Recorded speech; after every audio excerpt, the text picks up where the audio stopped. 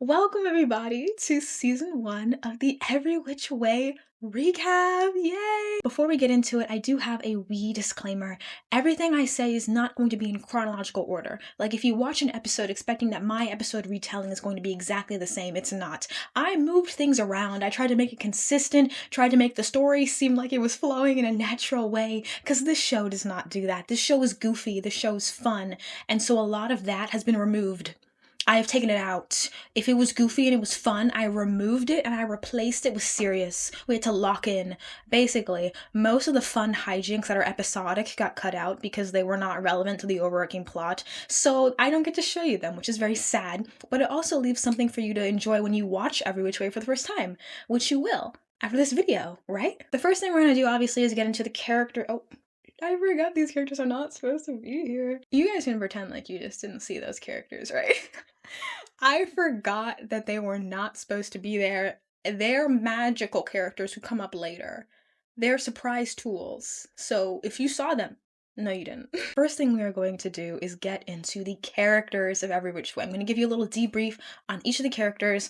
All of the kid characters are going to be 14, I think. There's a line somewhere in them being 14. So all the kid characters are going to be 14. All of the adult characters are going to be adult-aged. And then these kids are ambiguous. First person up, we got our main character, Emma Alonso.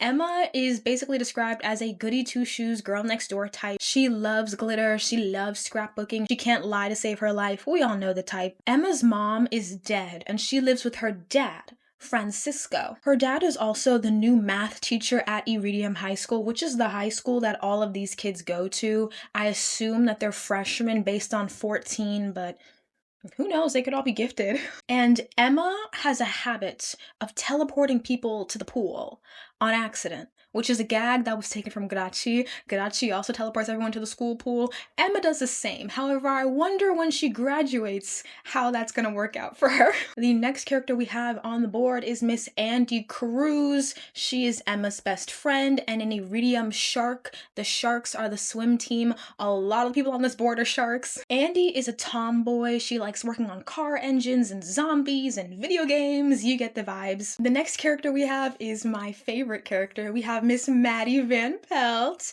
Obviously, me and Maddie. Her name is Madeline. I'm Madison, but we do share the same nickname, and I think that connects us a bond deeper than souls. Maddie is like the mean girl archetype, but for preteens, and Maddie, Katie, and Sophie are all in like a group together. They're called the Panthers. Our next character is Miss Katie Rice. She indeed is a panther, and I would describe Katie as like a nerd in a popular girl's body. Like, Katie loves Taekwondo.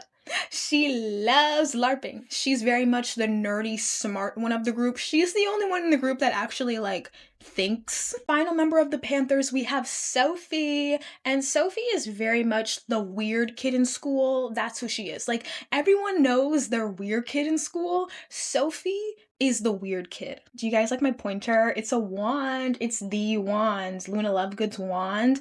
I bought it like 6 years ago at Harry Potter World. Well, my aunt bought it for me.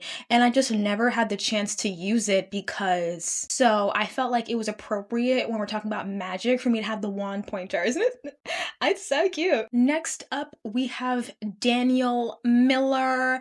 Daniel is also an Iridium shark, and I would describe him as a goody two-shoes boy next door type, so you can already assume that he and Emma are romantic interests. They are. Daniel has 3 troublemaker little siblings that their name is the Terrible Three, but they're nicknamed the T3, and they like to play pranks and stuff on everybody. Daniel is also notoriously anti-magic. This comes up later down the line. He's very anti-magic. He calls magic cheating, and I don't think we would get along very well. At the beginning of season 1, though, Daniel and Maddie are dating. Next up on the board, we have Miss Gigi Reda. You might be wondering, where is Gigi on the board? I don't know what happened. I don't know what happened, but I would bet money that I had a Gigi photo because I had a Gigi photo made and sent to CVS with all the other photos here. But then when I opened my CVS package, Gigi was gone. And I don't know where Gigi went. And like outside right now is a snowstorm because I live on the East Coast. We're doing a snowstorm right now. So I really can't go get another one. So I'm sorry, Gigi's just not gonna be on the board. Like, I don't know what to do about that. Gigi will definitely be on the season 2 board, and Gigi becomes more relevant in season 2 anyways, so it's okay she's on the board this time, but I'm sad because I like Gigi. I think she's fun, but she's not on the board. I don't know what to do about that. Gigi, where she would be. Gigi is the school gossip. She runs the misinformation blog page on the school's website where everybody gets their information. Like everything, misinformation knows everything. She knows everything what's happening. Misinformation tells the characters what's happening, and that's why Gigi's very important. And Gigi and Diego are twins. Next character we have is Diego Reda. Diego is also an iridium shark. He's on the swim team, and he's kind of like a dude. He's literally, him and Mac share one brain cell, and they're both 14-year-old dudes. Like, I'm serious. There's nothing else to say about them. Next character I've already mentioned, we have Mac Davis. Mac is also an iridium shark, and Mac is Diego's best friend. That is all you need to know about him. He is Diego's best friend. Next character we have on the board is Mr. Tony Myers. And you might be wondering, Madison, why does everybody else on the board, every child on the board has one of these nice white background photos, but Tony has this? I don't know why Tony has this, because maybe ask the Every Which Way wiki, okay? Because I picked all these photos up from the wiki. I went to Tony's page, it was just this.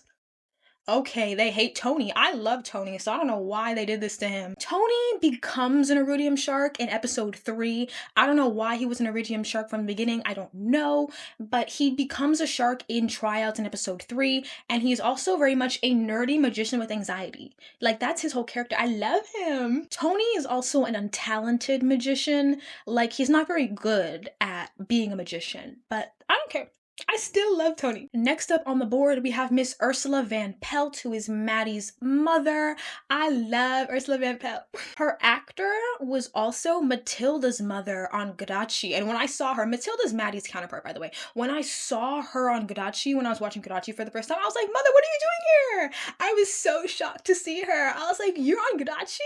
I had no idea she spoke Spanish. I was like, whoa. And Ursula as a character, she's very kooky, she's very funny, she's very like sporadic, and she and Maddie together share about one brain cell. The final character we have on the board is Coach Julio, and he is the swim coach of the Iridium Sharks. Julio's actor was also on Gadachi as Diego, and it's kind of ridiculous because like I was watching Gadachi, and you watch Gadachi for the first time after watching Every Which Way.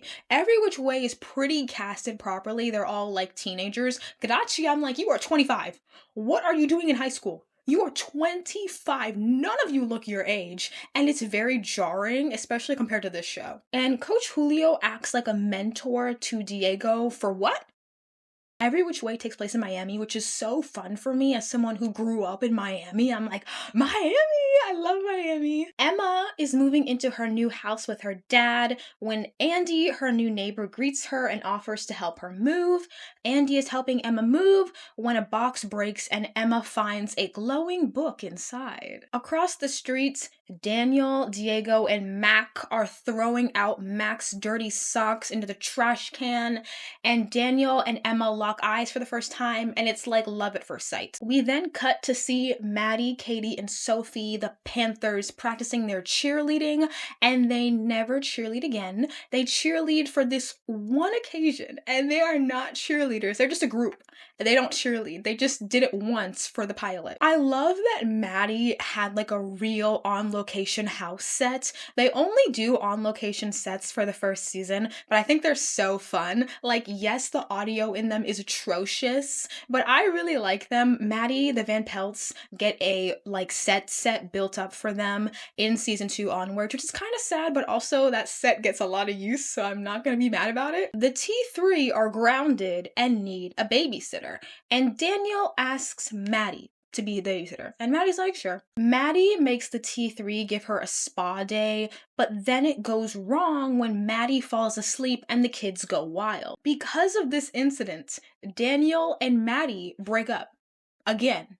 It's been like 10 minutes into episode 1. At school, Daniel is Emma's guide and they're doing some very cute flirting. Emma accidentally runs into Maddie and makes her drop her smoothie, and they do this cool thing where both of them are holding their hands up trying to stop the smoothie from falling, and the smoothie is just levitating in midair. It's very cool. Maddie is very real after this. She makes it rain inside and the lights flicker in the school hallway because Emma dropped her smoothie, and nobody really cares. Like, Daniel is also there and he's not moving, and I'm like, okay, this world is funny. I'm like, they will literally just be doing magic in the streets and everyone's gonna be like, that's such an interesting thing to happen. Maddie goes home and tells her mom about the smoothie incident, to which Ursula responds, do you know where they live? Maddie says yes, and they bring cookies to their new neighbors. Hi, I'm Francisco. And I'm divorced. Maddie's mom falls in love with Emma's dad at like first sight. Maddie's mom is asking these weird questions to Emma's dad about books that they might have in their house, and Maddie rightfully gets weirded out by her own mom, so she brings her home. On that same day, Emma's dad gave all the students a math test tomorrow. It's his first day on the job.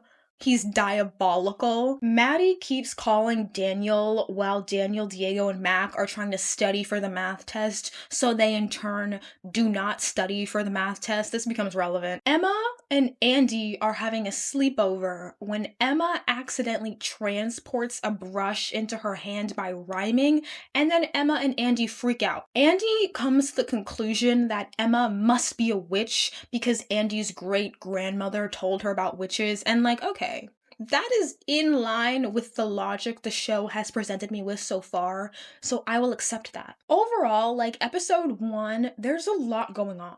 There's a lot of things that are happening, but I still enjoyed it. I still had a good time. It's very discordant, it's very jumbled, but I like it. That's the thing with this show. It's charming. Even when it's not good, it's charming. Maddie's mom sits Maddie down and tells her that she's a witch. Maddie did not know she was a witch before this. And Maddie's mom tells Maddie that she needs to rhyme to spell. Spells need rhyme. Spells need concentration. Spells need intention. That's the whole spiel of how the lore of spells works in this universe. It's very inconsistent. And at school, the principal appears for the first time. Yes, I love the principal, guys.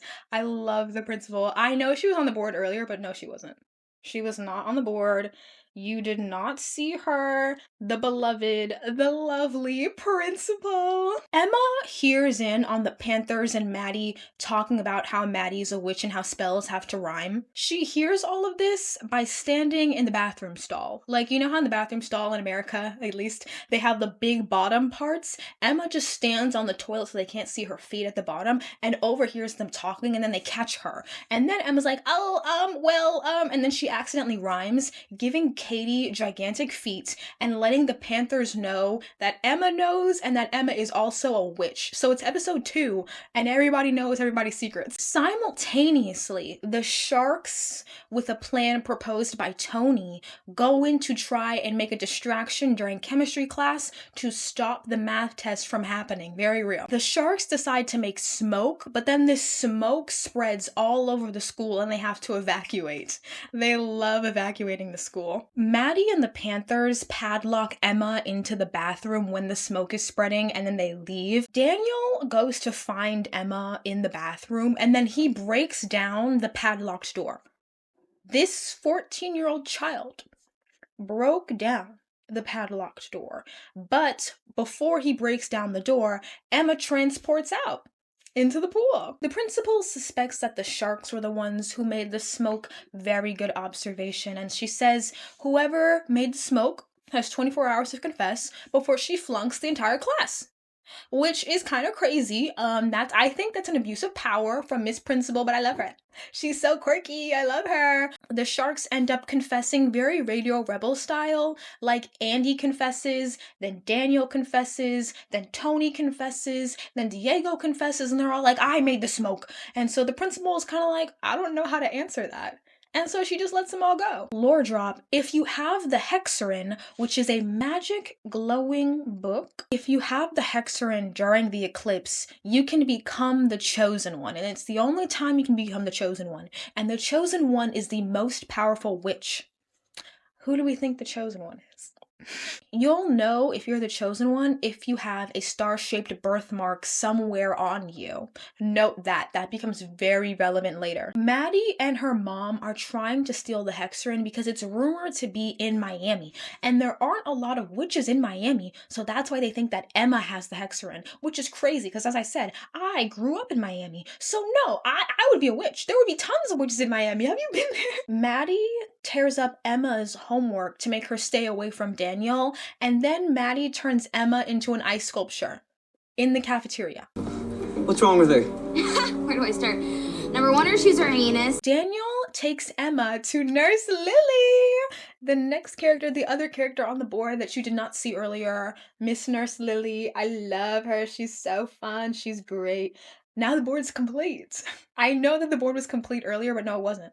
Who told you that? The board was empty in the first couple of clips. Daniel takes Emma to Nurse Lily, who says that Emma has an inverted cold. It turns out that Nurse Lily is actually Emma's guardian, and a guardian is a powerless witch who protects witches with powers. Yeah, I don't know what to tell you. Lily was sent by the Witches' Council to protect Emma because they think that Emma is the chosen one. Emma is instructed by Lily to find the Hexerin, and instead of Emma finding it, the Hexerin just kind of finds Emma. Like, it drops into Emma's lap in her room, and boom, she has the Hexerin. At school, Maddie finds out that Emma has the Hexerin, and they get into a duel in the classroom. Yeah, neither of these girls understands the concept of keeping your powers a secret. Like, they just use it willy-nilly. After the duel, the principal sees them and she's like, and she magically finds this random side character named Sebastian. I love Sebastian. Sebastian is a side character. He's a recurring side character all 4 seasons, and he's Gigi's cameraman. Sebastian was watching the whole thing, and the principal is interrogating Sebastian, and Sebastian spills the beans. He was like, Emma and Maddie were fighting in the thing, I don't know much else. And then the principal turns Sebastian into a frog. Yep, the principal is a witch also. Raise your hand if you were surprised. I was kind of surprised. The principal is also interrogating Gigi to find out dirt about Emma, and the principal is about to turn Gigi into a frog when Coach Julio walks in and says, "You didn't have to be so harsh to her, Mom." Yes, Coach Julio is the principal's son. Okay. Tony is having a magic show at the 7, and the 7 is kind of the pizza spot that everyone goes to. It's owned by Diego and Gigi's parents, and Tony's having a magic show there. And Emma is doing magic. She's actually casting the spells. They don't use wands, they just use their hands. She's casting the spells to make Tony's show actually work when Tony sees her break a vase in the back room, and then Emma fixes it, and Tony sees that, and he's like, oh, Tony thinks that Emma is a fellow magician. He thinks that she was doing a magic trick. As I said earlier, the lore of this world is very funny. None of these people get it. So Tony assumes that Emma's just a magician. Emma's like, yeah, I am. I actually love magic. Nurse Lily investigates the principal's office and finds out that all of the frogs in the principal's office little terrarium are actually people that the principal turned into frogs, and that Julio is the principal's son. It is episode 6. Sophie tells Maddie about Emma and Nurse Lily having the Hexerin and Nurse Lily being Emma's guardian and powerless witch. How did Sophie hear all of this? She just overheard it. Like, a lot of people in this show just overhear each other speaking. That's how everyone gets their information. It's either misinformation or they just overhear each other chatting about something. Nobody can keep their mouth shut. In retaliation, Maddie turns Nurse Lily into a monkey. Lily tries to tell Emma about the principal, but before she can say it, Lily gets turned into a monkey. So yeah, they were not going to, we were speed running the plot, and so they gotta bring it back. So now Lily's a monkey. The next day, the sharks are meeting in the locker room, and it is the most diabolical set known to mankind. The locker room is just the bathroom set with lockers. And you might say that's what a locker room is, but like, at least in America, I'm like, well, no, the lockers and the bathrooms tend to be separated. This is very much diabolical behavior. While at this meeting in the locker room, Diego accidentally freezes Julio's water bottle. Julio obviously takes notice of this and then tells the principal that they might have a canaille in the school. I don't know what a canaille is. Well, I do, but you don't. And the principal is not happy about this canaille thing. She's like, ew, not a canaille. Meanwhile, Maddie's mom and Emma's dad are planning a book club. I'm putting it in quotes. It's an actual book club. But the main reason that Maddie's mom is organizing this book club is so that she can get closer to Emma's dad while also seeing if Emma and her dad have the hexarin. Andy stays at Emma's house, fake sick with Ebola, to look after Monkey Lily while Emma goes to school. Later, Andy's mom looks up what Ebola is and finds out that Andy doesn't have it. So Andy now has to come and bring Monkey Lily to school. Because Andy brought Monkey Lily to school and the students found it, they're evacuating the school because of the monkey. And it is very funny because the monkey is like this big. It's not big at all, but the students are running away from it like it's a kangaroo. Kangaroo Gate is so funny. I love Kangaroo Gate. Kangaroo Gate is so good. You're gonna love season 2. Emma turns Lily back into a human right before animal control can get to her, but Julio kind of sees the whole thing. And Lily, because she got turned into a monkey and turned back into a human, conveniently forgets what she was supposed to tell Emma before the transformation. So as I said, we did a status quo reset because we can't have the plot move too fast. We just started. We aren't even halfway yet. Maddie takes over that book club I was talking about and moves it to the Van Pelt house. She then has her mom pay Emma to babysit the T3. Do we see the cogs? Do we see what she's trying to do? Obviously, Maddie made it so that nobody was at Emma's house, so Maddie could steal the hexarin. Yes, she steals the hexarin. She's diabolical. My queenie. Emma, immediately figures out that Maddie stole the hexarin, and she's like, bro, I can't believe Maddie stole the hexarin, so she's mad about that now. Thank God Emma has good instincts. It turns out that Diego has elemental powers, which is what a canaille is. Diego can heat and freeze things, and he is showing off this power to Mac when Diego accidentally turns Mac into a human popsicle. Diego then shows Julio the frozen Mac, because obviously if you did this you would tell your swim coach. And so Julio teaches Diego how to unfreeze Mac. So Mac is fine. He's fine. He just frozen for 2 minutes. Julio then tells Diego to be very careful and not tell anyone that Diego is a canaille or Diego has powers, right? Then Julio tells his mom Diego's a canaille and his powers. Bro, I don't get it. You just do this stuff. Lore drop. Spells don't work on the hexarin. You might ask the question, why doesn't Emma cast a spell to get the hexarin back after Maddie stole it? You can't cast spells on the hexarin. It doesn't work. So I think that lore stays consistent. I don't really remember. Andy does some amazing foreshadowing in this episode, and she says, wouldn't it be great if Emma and Maddie became stepsisters? Foreshadowing. It's very much foreshadowing for a later season of the show. Andy, Emma, and Tony are hanging out in a classroom when Maddie comes in and says, do you guys want to see a little trick? Tony, thinking trick, magic trick, is like, slay, trick, oh so fun. Maddie turns the classroom upside down. Tony loses his mind at this development, but then Maddie almost immediately turns the room back to normal because Katie and Sophie reminded her that her mom was literally like, do not use your powers in school. So Maddie turns the room back, but because Maddie turned the room upside down and Emma has no logical explanation for how this happened, Emma tells Tony that she's a witch. Emma tells Lily about telling Tony, and Lily's like, okay, you're gonna have to erase Tony's memory. And the side effect of erasing Tony's memory is that he could literally just forget everything. Daniel's brother, Tommy, of T3 fame, is getting an iguana for his birthday, which is in universe tomorrow.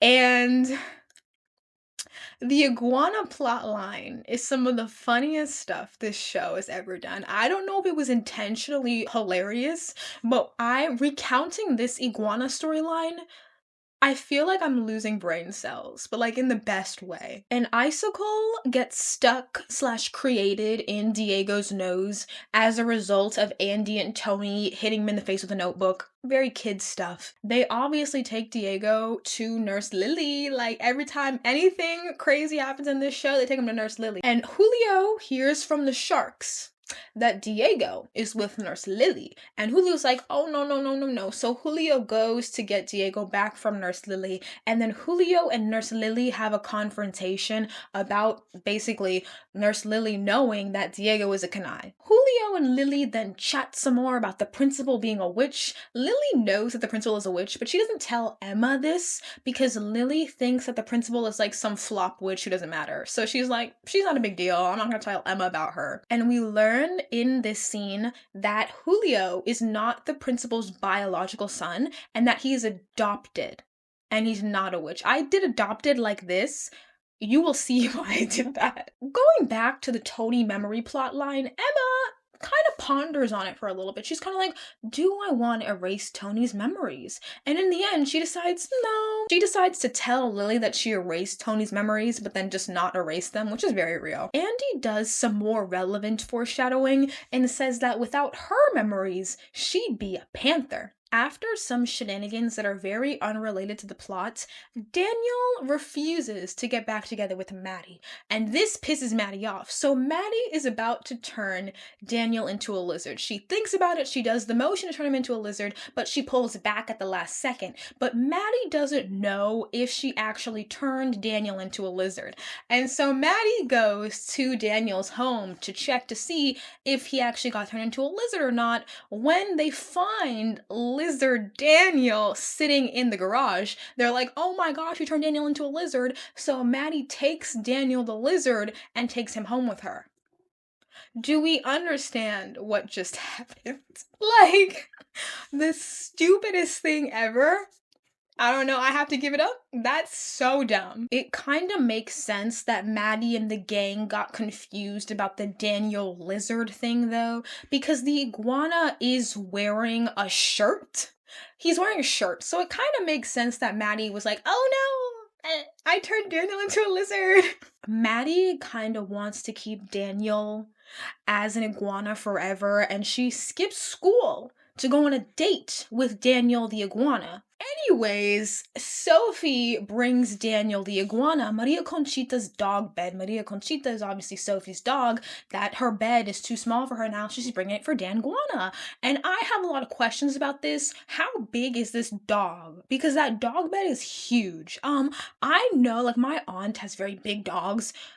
That's huge. Like, how big is your dog? This does become relevant later. I'm not just telling you this for no reason. Maria Conchita's dog bed is very important. Daniel's brothers are looking for the iguana because, spoilers, Maddie stole this kid's iguana. Maddie did not turn Daniel into an iguana. Maddie stole this iguana. I was thinking it's Daniel. It's the best plot ever invented. I don't know, like, it's kind of up there with Succession in terms of some of the best plot lines to ever exist. Daniel's brothers think that Emma is the one who let out the iguana, because Emma was the one last seen in the garage where the iguana was last seen. This is kind of relevant later, and Daniel is organizing a search party for the iguana. This is also relevant. Maddie tells her mom that she turned Daniel into iguana, and Maddie's mom is very much like, no, turn him back. And Maddie's kind of like, okay. So Maddie tries to turn Daniel, the iguana, back into a human, but while she does that, she accidentally turns another lizard in her room. It's a very small lizard in her room into a human being, but she doesn't notice it because the transformation is like delayed. And for anybody wondering, being like, this is Miami, like, how is there just a random lizard in her room? Like, you do not know Miami.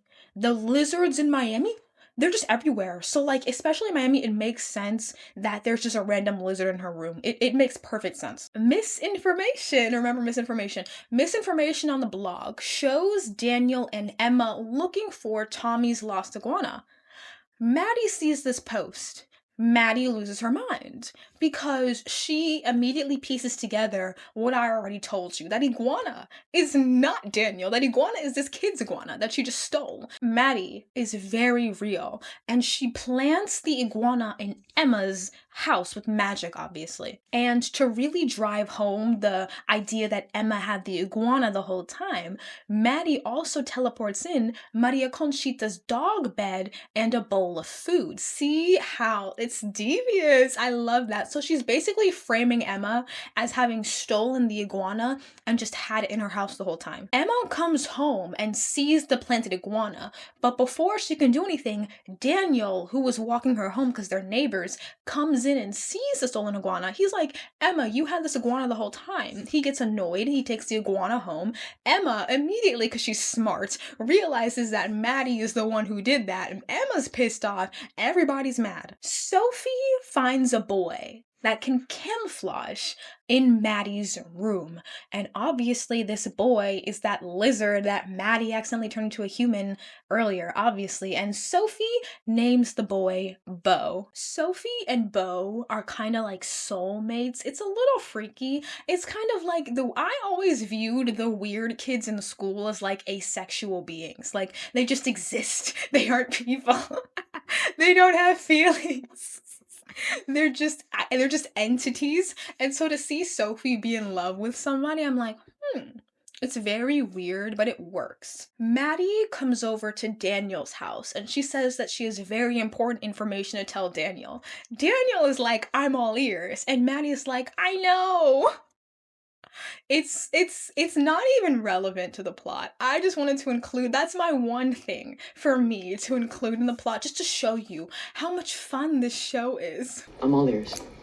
I know, but I never wanted to say anything and hurt your feelings. They're huge. Maddie is basically stirring the pot and telling Daniel that she thinks that Emma stole the iguana, and that's very real of her, because she didn't know that Daniel already saw the planted iguana. So Maddie is just trying to further put the knife in. She's like, I think Emma stole your iguana.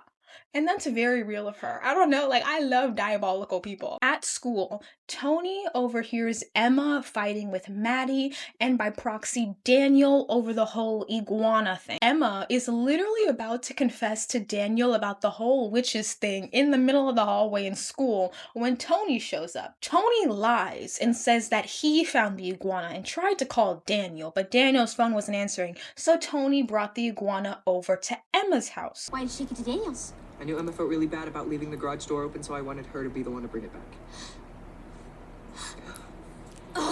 Tony bests Maddie, and he just trusts that the reason that Emma had the iguana was a good one because Tony is very real. I love Tony. Tony also has like a one-sided crush on Emma. Emma's not into it, but I would have been down. If Daniel Miller has no haters, I have somehow perished from this earth. Julio asks Diego to meet, and Julio tells Diego that he's a Churi Kanai.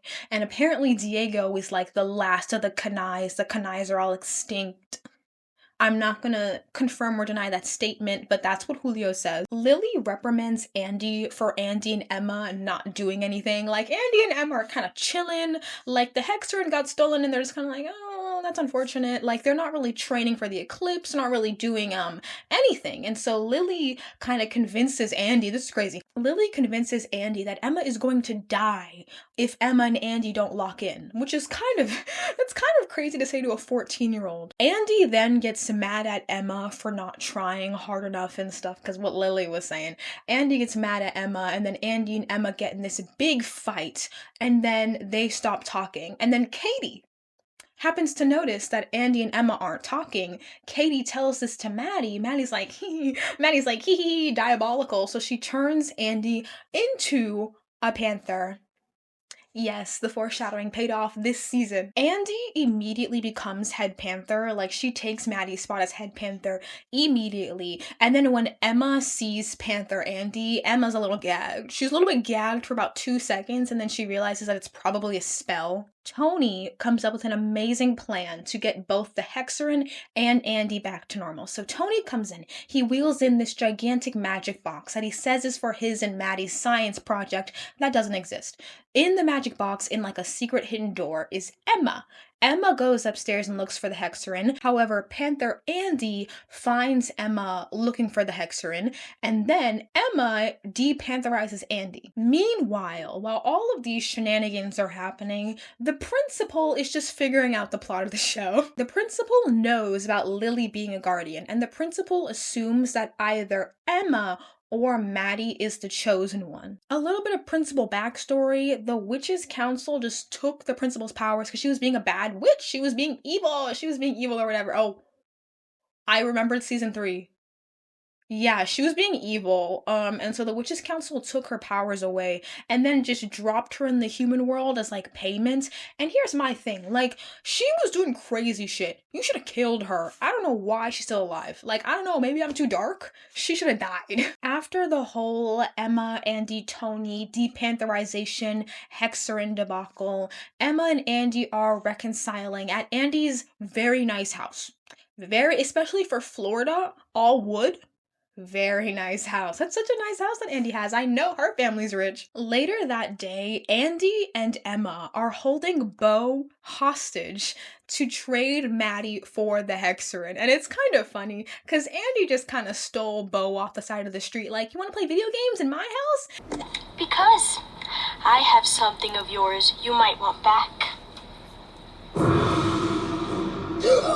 Maddie is actually going to go through with the trade because Maddie's a real one and Sophie is one of her best friends. So Maddie seeing Sophie sad is obviously like, yeah, we're gonna go get Bo back for you. Andy and Maddie are at the 7 doing the trade when Andy, this is diabolical, Andy picks up the phone. She's like, I have Bo on the phone, and hands it to Maddie. And on the phone is Tony pretending to be Bo. But Maddie knows, there's a whole running thing. Bo was raised by wolves and speaks no English. So Maddie immediately knows that who's on the phone is not Bo, and she gets pissed off. She's like, that's not Bo. Simultaneously, though, Emma brings Bo back to the Van Pelt house. I don't think Emma got the memo of the plan. I also don't think that the writers understood what the plan was because, yeah, anyways. Bo tells Sophie that he kind of doesn't want to be a real boy anymore, and he wants to go back to being a lizard because he misses his family, and he was very real for that. Like, I miss my family all the time, I understand. Sophie is sad, but she does let Bo go,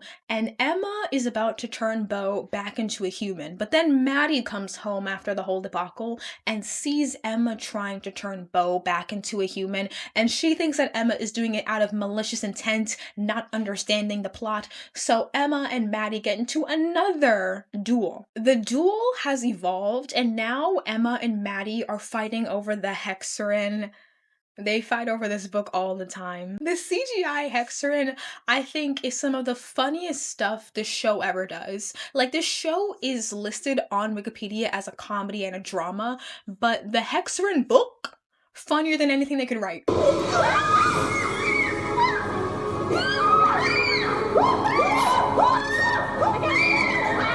And the Hexerin ends up running away because of this whole debacle. Emma goes home and Maddie turns Bo back into a lizard. However, this is not going to be the last time Maddie has a random foreign relative stay with her, if you get the gist of what I'm saying. Now we've moved on and it's beach ball time, and beach ball is the beach volleyball tournament between the Sharks and their rivals, the Dolphins. And yes, they both are swim teams, but I don't know, maybe people do that. I'm not a big sports person. Immediately, Diego was mad that Gigi keeps getting up in his friend's personal space, and so he takes Gigi's phone. And then in retaliation for taking her phone, Gigi takes all of Diego's stuff that he took with him to the beach ball, so he has no stuff now. And Diego is rightfully very annoyed with Gigi. It's very much sibling arguing. If you have a sibling, you know that this stuff gets very annoying very fast. Diego, because he's mad, accidentally freezes and shatters the volleyball in front of everybody.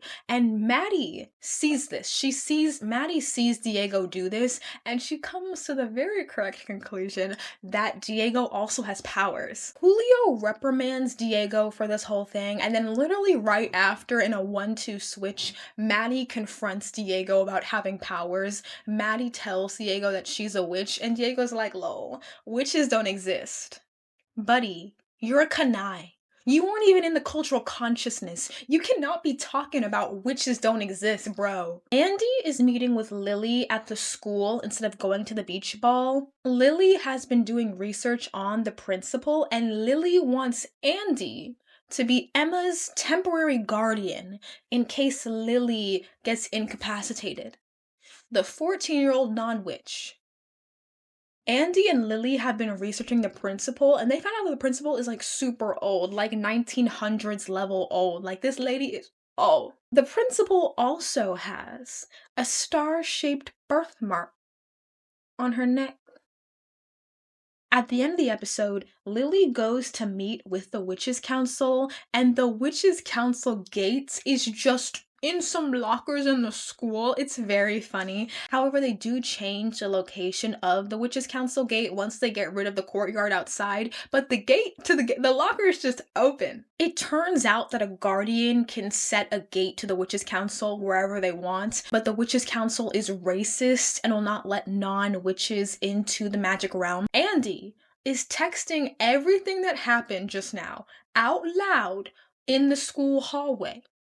So of course the principal hears her and confronts her and tries to intimidate Andy. Andy obviously tries to play dumb, but the principal is a witch. So the principal gives Andy the most fucked up webbed fingers I have ever seen in my life. Like, webbed fingers normally, they are transparent in the middle. That's how like frogs are. They're webbed, but you can still see the film, you know, they're transparent.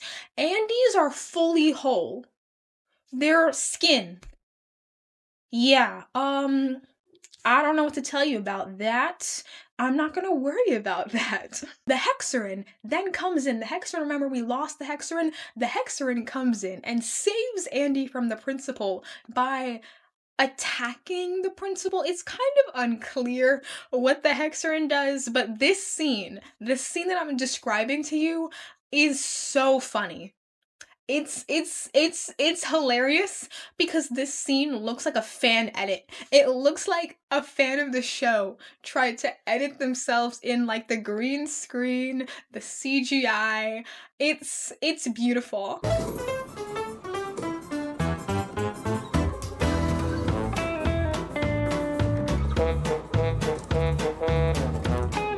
Julio sees Lily come out of the portal, and Julio and Lily again have this kind of confrontation where they both know that the other knows, but Lily this time does some great acting to convince Julio that the chosen one is actually Maddie and not Emma. After the confrontation that Lily and Julio have, Lily has got to go. Lily is packing up all her things. She's ready to leave and quit her job, no 2 weeks notice, because Lily, this is crazy, the Witches' Council, you know, the people who sent Lily to protect Emma, are taking Lily off of Emma's case. So if anything happens to Lily now because of the principal, the Witches' Council is not going to step in, which is kind of crazy. You guys suck. In a final move, Lily tells Andy that the principal is a former chosen one who was gagged. Who was surprised, guys? Raise your hand if you were surprised that the principal, who has a star-shaped birthmark on her neck,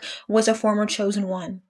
No hands raised, exactly. Lily then, in her last move, hides Andy under her desk there in the nurse's office. When the principal comes in, the principal confronts Lily for a little bit. Lily doubles down on the whole Maddie being the chosen one thing. And then the principal turns Lily into a frog.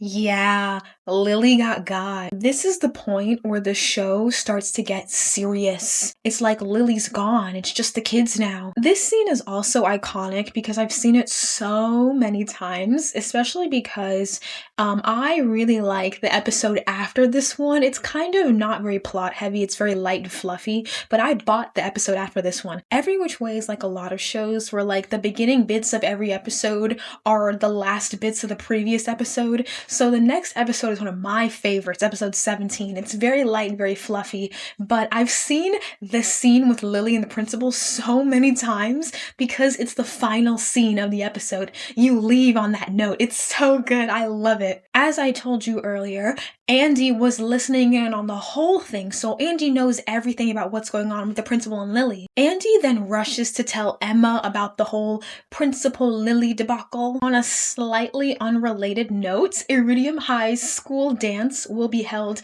in universe next week, and the school dance's theme is anime. And at the time, this aired in like 2014, I had no idea what anime was. I was like 8 years old. And Nickelodeon having both anime and K-pop on while I was airing references to anime and K-pop kind of shaped me into the person I am today. Because imagine who I would be without K-pop and anime in my life.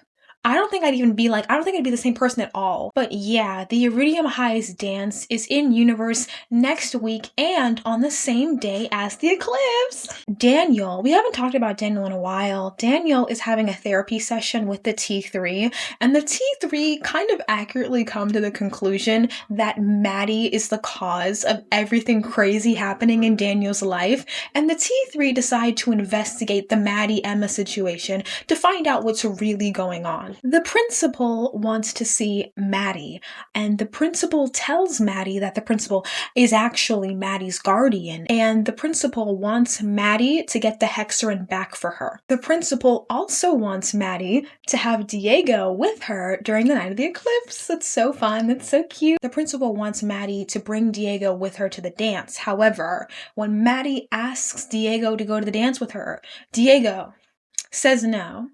Because, and I quote, he says that he has to stay away from witches.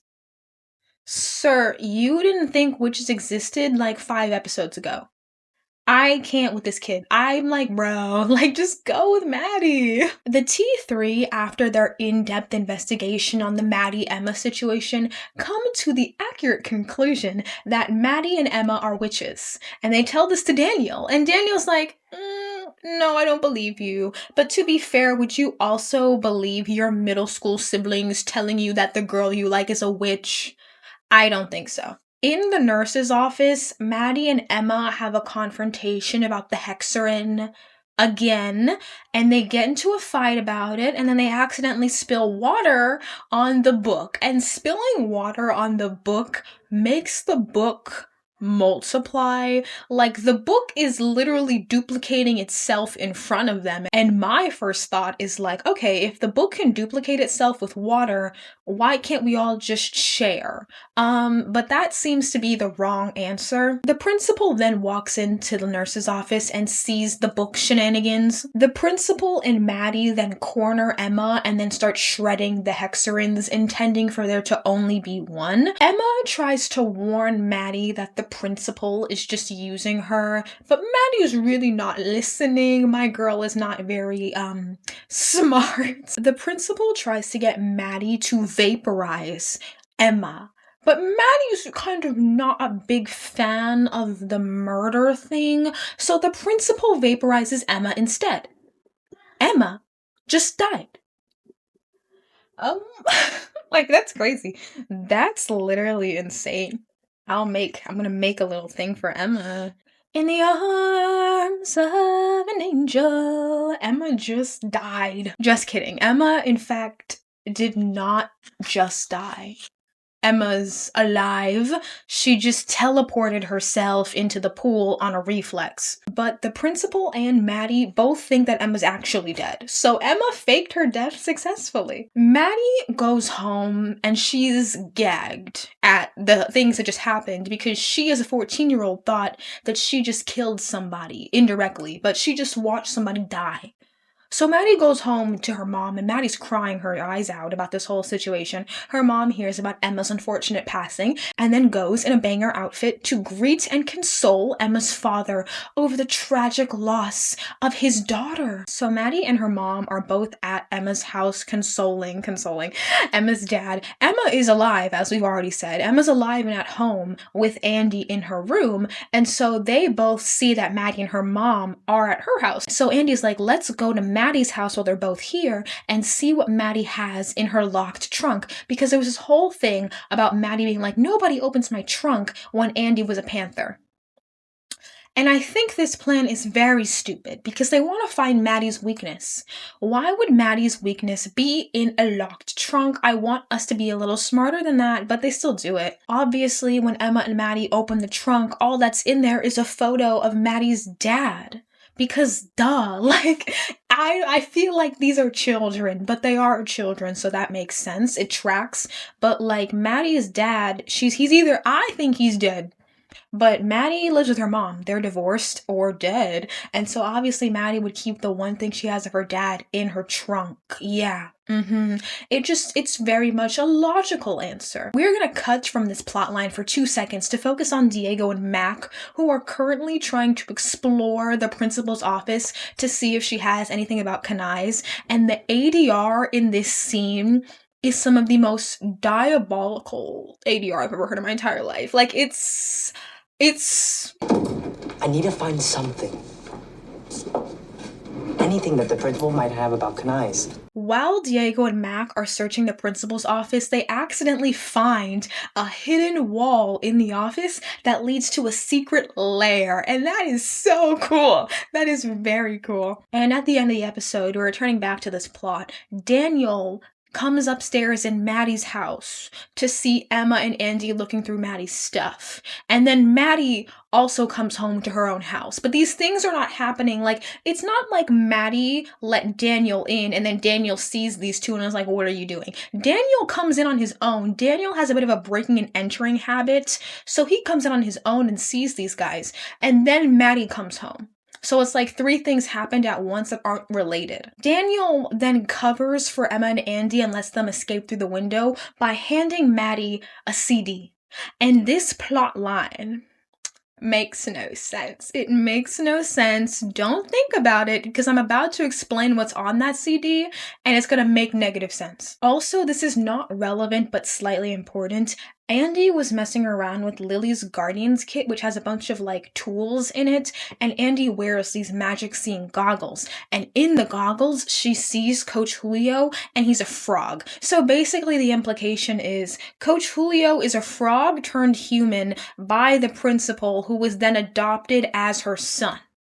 That's the storyline, but they don't really explain that, but that's what's happening. As I mentioned earlier, Daniel was distracting Maddie because these two were in the room looking in the trunk, and Daniel gives Maddie the CD, and then he's all upset and he leaves. Maddie then, after being thoroughly distracted, walks into her own house and steps on the photo of her and her dad. Because she knows that photo is in her locked trunk, Maddie comes to the conclusion that someone was in her room earlier. Like, thank you, logical plot progression. Katie, who is very smart, is like, maybe Daniel only gave you that CD to distract you, and Emma was actually in here earlier. Smart, such a smart girl. Maddie's like, absolutely not. So they play the CD, and on the CD is a song that Daniel's a singer. This was very 2014. He's a singer, and on the CD is a song that Daniel sang earlier in the season, but on the bonus track, Daniel confesses his love to Emma. Now, how does this make any sense if Daniel was going into Maddie's house with the CD and following Emma? I assume he didn't know that Emma was there because he was surprised to see her. So why does he have the CD? I don't think the show's ever gonna explain that one, but that plot line does not make sense. Anyways, back to Diego and Mac. Diego and Mac are, as I said, searching the secret lair, and they find this prophecy book with drawings of what I assume is the future in it. Diego and Mac then try to steal the prophecy book, but the principal is chatting it up with Julio in her office. Remember, it's a secret lair, so they're on 2 sides of the wall, and the principal is chatting with Julio about killing Diego. The principal plans to use Diego as a conduit for the transfer of powers that's going to happen on the eclipse, and using him as a conduit is going to kill him. Okay, the principal really is just a hater for the love of the game, because we get a season 2 power transfer lore reveal, and that kind of reveals that she's literally just a hater. She likes killing kids. Julio kinda doesn't want to be evil, but the principal threatens to turn him back into a frog if he doesn't comply. So Julio's all like, yes, let's kill Diego.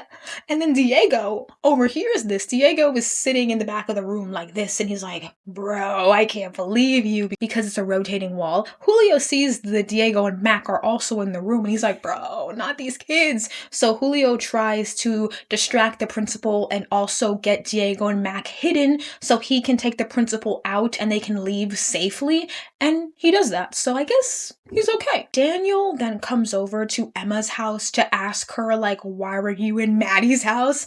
And Emma does not have a good answer for that, but then also the principal shows up to Emma's house and is knocking on the door, so Emma's like, oh, Daniel, hide. While the principal is confronting Emma, Daniel kind of overhears the principal say that Emma is a witch, so yeah, that's how Daniel finds out. The principal also threatens to take Emma's powers away to her face, because the principal, she's ballsy, she does not care. She's like, I'm gonna take your powers away because I figured out that you're the chosen one. Yeah, the Maddie chosen one bait did not last very long. After the principal leaves, because she was just there to threaten some kids, Daniel comes back because Emma transported Daniel to the pool.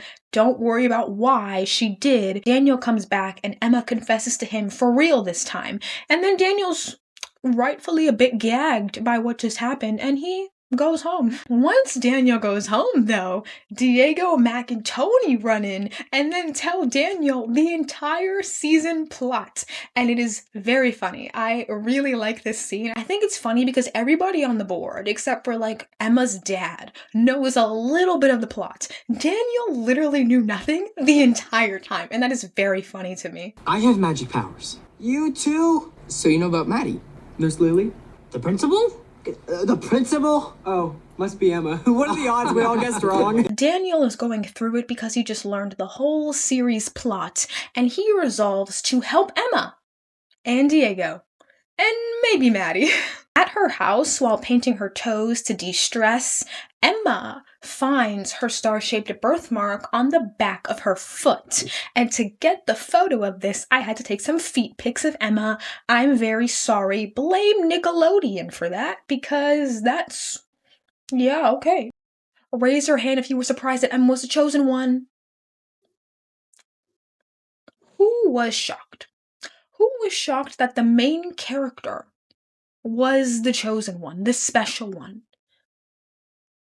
The principal then rejects Maddie because, as we said earlier, the principal found out that Maddie is not the chosen one. She's just a regular witch. And so the principal tells Maddie she was evil the whole time. And she keys about it. The principal laughs in Maddie's face like, I was going to steal your powers, but now I can't. So you should be happy. That's crazy. The principal is just a hater for the love of the game. Daniel and the sharks plan to ambush the principal with water to kill her. And it works. The principal is dead. I get to reuse this. In the arms of an angel. The principal melts into a puddle and dies. The sharks then tell Emma that they killed the principal, and Emma's like, oh, okay, slay. So Emma turns all the people back into humans that were frogs, so Lily is a human again, slay. Now it's time for the school dance, and I'm gonna be honest, the anime outfits are not very anime. They kind of are like scene kiddie a little bit, you know what I mean? I'm not a scene kid or anything, but that's what it's kind of giving. It's very much not anime, probably because they couldn't cosplay for copyright reasons maybe, or because these are 14-year-olds and the average 14-year-old in an anime is wearing no clothes. Emma and Andy are waiting at Emma's house for Daniel to come pick them up, but instead, the principal calls Emma from Daniel's phone and tells Emma that the principal has kidnapped Daniel and for Emma to come to the theater for their final confrontation. So yes, the principal was not dead. Raise your hand if you thought the principal was dead. Raise your hand if in episode 19 they were going to kill the main baddie. No, like, absolutely not. Emma obviously goes to confront the principal while Andy goes to tell the rest of the gang that the principal is alive and kidnapped Daniel. Simultaneously, Diego, Maddie, and the Panthers are all at the dance together. And Diego is going to get Maddie a drink of water, but he tries to get Maddie a drink and then he gets magic kidnapped. Yeah, Diego gets kidnapped by the principal magically. And then Sophie happens to see this. Andy comes and tells the group at the dance that the principal is not really dead and that Daniel was kidnapped. And then simultaneously, Sophie comes to tell the group at the dance that the principal isn't dead and Diego got kidnapped. At the theater, Emma just walks in. She's like, hey, principal. And Emma is winning the I don't give a fuck war because Emma literally walks up to the principal who has Diego bounded up and she's like, yeah, let's do the conduit transfer of power thing. Emma doesn't even fight. Emma just gives up. Emma does not care that Diego is going to die. I don't think Emma knows about the Diego death thing, but that's kind of crazy. She did not even try. She didn't even attempt anything. She just gave up. However, the Sharks and the Panthers come to save the day. Daniel gets freed from his hostage situation, tackles the principal, and there's an epic battle. The principal then tries to convince Maddie to join her, and then Emma's like, oh my gosh. And so Emma goes to convince Maddie and give her a pep talk being like, we can't let the principal win and all that. Maddie is convinced to help Emma stop the principal when she sees her best friends who were trying to distract the principal so that Emma could talk to Maddie. She sees her friends getting attacked by the principal. Maddie's like, all right, I'll do it. So Emma and Maddie, with the help of the Hexerin, cast a spell to defeat the principal. She's been around longer than she should. Send the principal away for... She's been around longer than she should. Send the principal away for good. She's been around longer than she should. Send the principal away for good.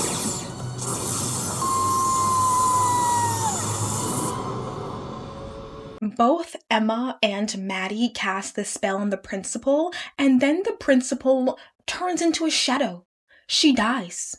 I'm not joking. The principal this time is, I'm gonna put it back up. The principal this time is actually dead. And you might say, Madison, how do you know this? I've seen every season of the show. She's dead. I mean, that's what you get, like, trying to mess with my girls. So, congratulations to Emma and Maddie for murdering their first principal at the ripe old age of 14.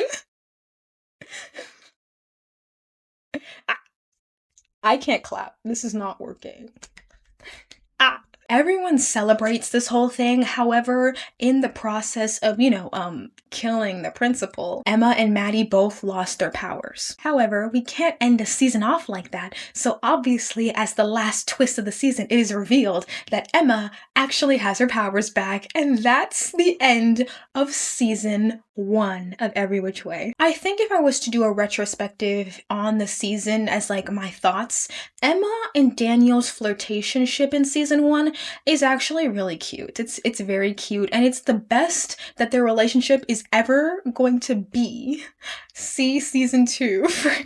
Season 1 is very much more of an episodic show than it is like a coherent plot. Like, yes, there are plot references, but most of the stuff that happens in this show is unrelated to the main plot, and I cut a lot of it out because it just wasn't relevant. However, I do very much enjoy season 1. I forgot how much I liked it until I had to rewatch it for this video. It's a very charming season of television. There was a lot of funny stuff that I couldn't put in here, like Emma in her Nicki Minaj 2013 outfit that I couldn't include because it wasn't relevant. Things like that, funny stuff that I just couldn't include because it really bloated the script and made it unreadable and unfilmable, but like that was very fun. There's lots of fun stuff that happens in this show that I just couldn't include. So I would say if you liked my summary of the show and you want to watch Every Which Way, it's on Paramount Plus and you can get a 7-day free trial and you can have a good time with it. It's a very fun show. I would recommend it. Season 1 at least. Don't watch the rest of the seasons though, because you have to watch my recaps on those. Season 2 is tea. I'm not even joking. Season 2 is so tea. It's so good. I am so excited to talk about it because it's so exciting. So stay tuned for season 2 whenever I make the season 2 video, probably in like a month or two. I am so excited for season 2. A lot of the characters on the board will stay. Some will leave. Some things will change. We'll do some more introductions, but I'm very excited for season 2. And I hope you enjoyed this season 1 video. If you liked it, leave a like. If you have something to say, leave a comment. And if you maybe want to click that subscribe button, I would love to have more subscribers on the channel. Speaking of subscribers, thank you guys so much for the great reception on the first video I ever made on this channel. I really wasn't expecting my first video to do any numbers at all, and so I was very surprised when people like showed up and showed out and I gained like 500 subscribers. I was like, whoa, that's a lot of people. And I hope that you guys don't think that I just do K-pop, because I'm very diverse and multi-talented. So I hope you enjoyed this video if you watch it all the way through. And I will see you all in the next one. Bye!